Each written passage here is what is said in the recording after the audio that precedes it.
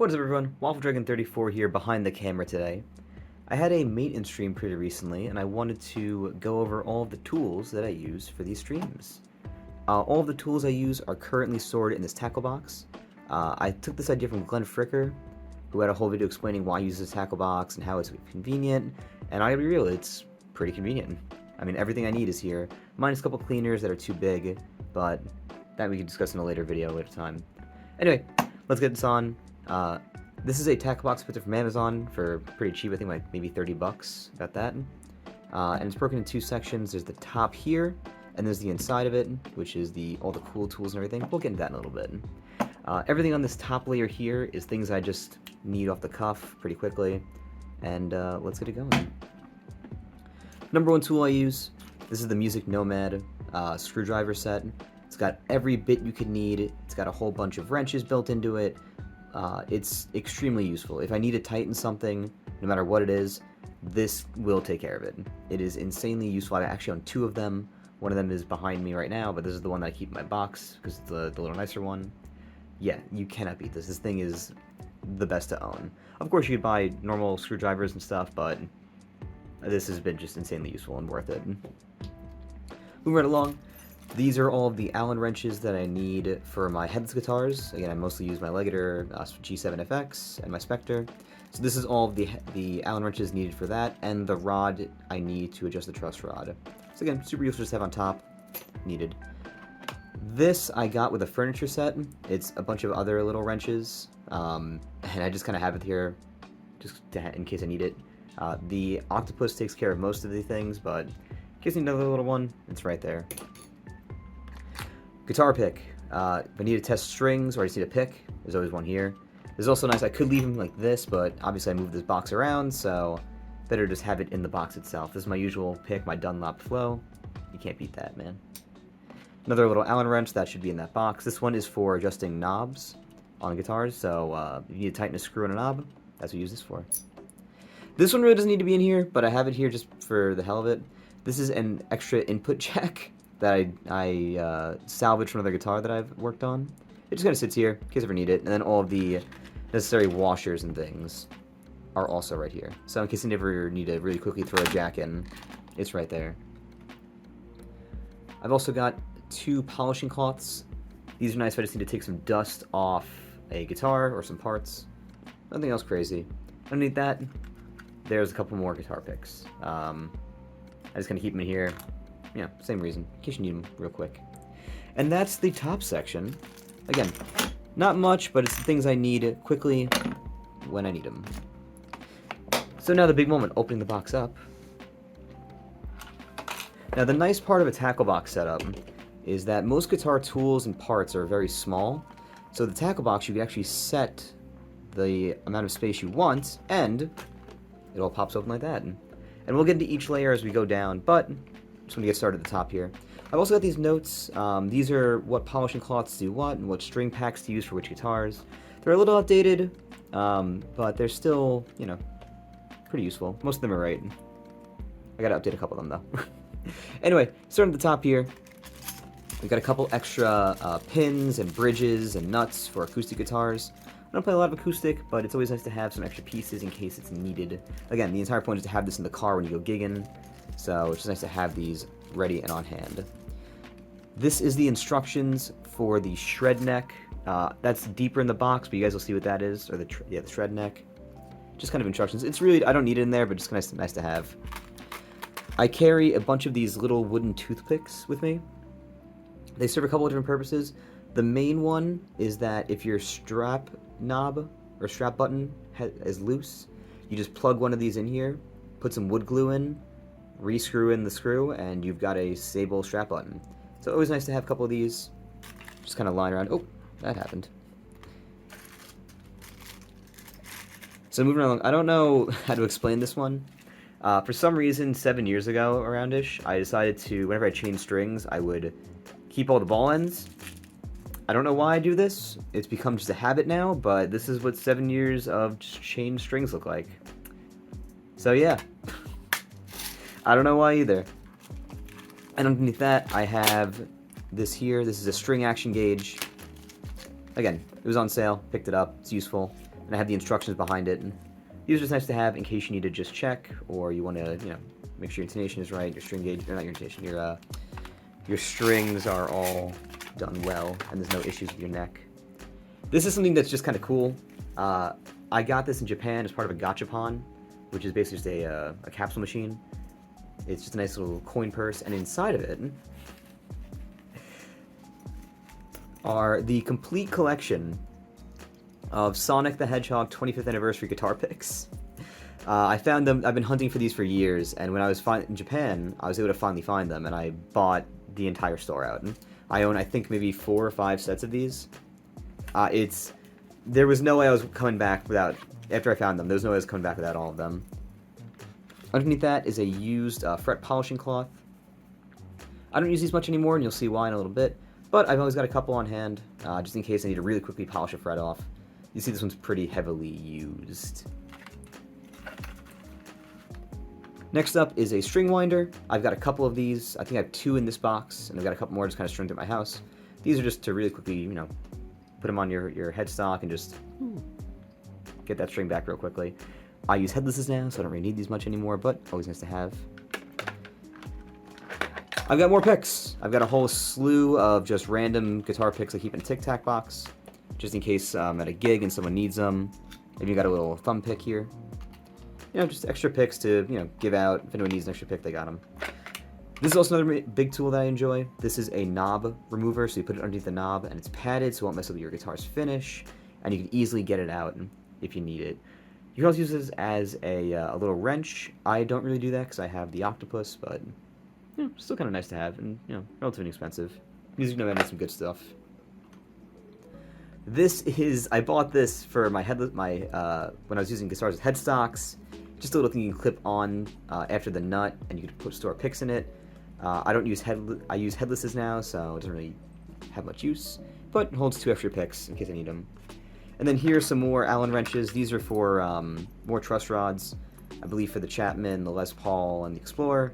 They're just kind of extra ones to have on.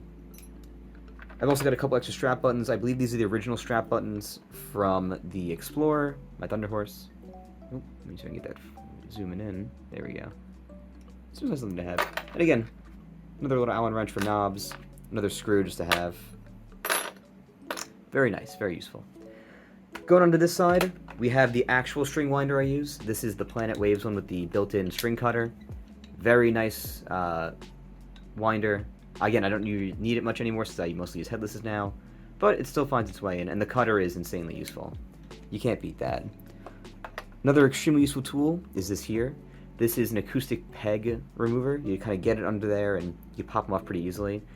I used to use pliers, or I would get into the sound hole to remove them. It was a nightmare, so this thing is very, very, very useful. On top of that, I have a little slew of string and wire ties and all those things. Big wire tie guy. They are extremely, extremely useful. So I always make sure to have a couple on hand as I need. I don't use as much anymore, but there's a little left. This is a conditioning oil from Music Nomad. I've kind of moved back to the Dunlop 65 system, but there's a little left in here, so if I ever don't want to break that system out, I have this to use instead. Again, another guitar pick, just kind of sits there. I should throw that in there, why not? And then this is a little more specific, but this is the springs and bar from my Ibanez RG. I keep it in here because I know if I don't, it will go missing. So, just kind of nice to leave that in there, so I always know if I ever want to put it in. Oop, hit the thing there. It's good. So, moving right along, we have the other 2 sections. Now, this is more of the general parts section of this box. This is the, in case I need them, replacement parts. For example, this entire section is just a bunch of extra jacks. They were all taken from other guitars I've worked on. They work. So in case I ever need to replace a jack, I've got a whole slew of them. I've also got an entire section of extra knobs. I've got literally almost every knob you could need. Reflectors, plastic, knurled. This whole thing is just extra pots that are just kind of sitting here. One of the most useful tools that I have is this little thing right here. This is Flitz metal polish. Whenever I polish my frets, this is the thing I use.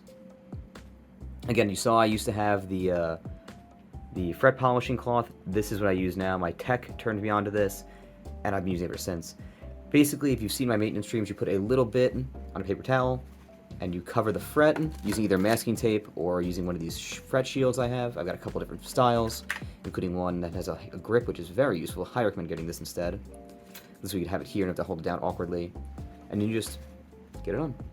You have to be careful though when you use flits, because if you leave it on the wood for too long of your fretboard, it will cause damage.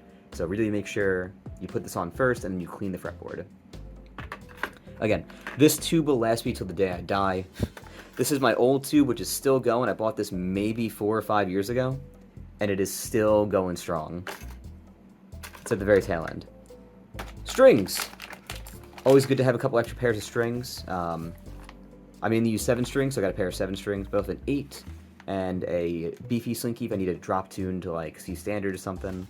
I do also have a 3-pack of regular slinkies for my 6 strings, but it kind of takes up the entire space here, so this gets pushed down to the bottom section.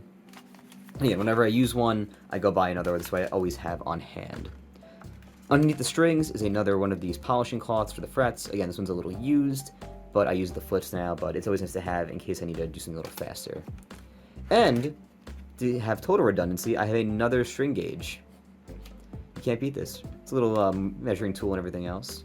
Very nice to have. And that all just goes right in here.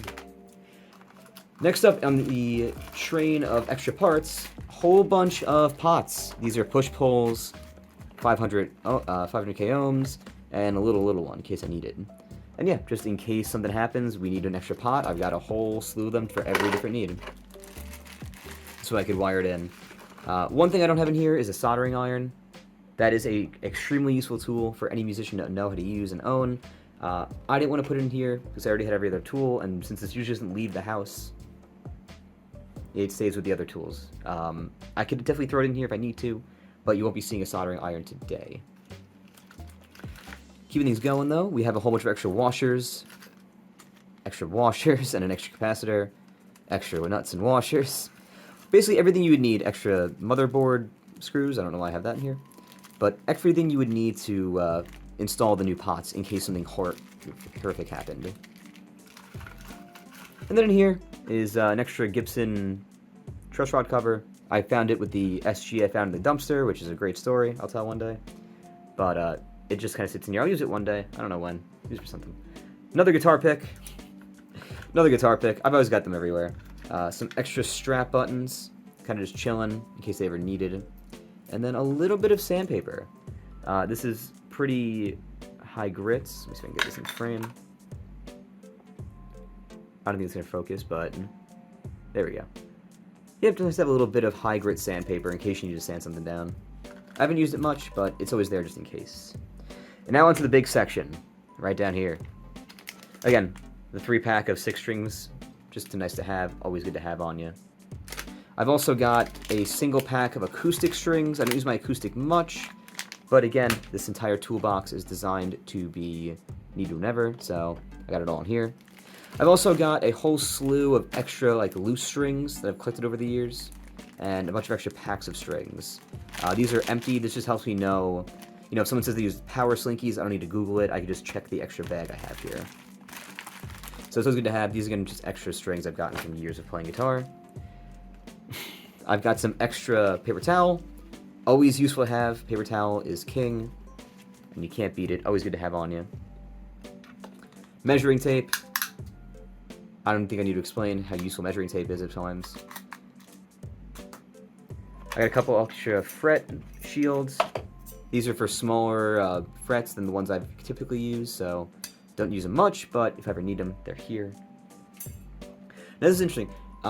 This is a gunpla clipper for when you do like Gundam builds, Gundam models.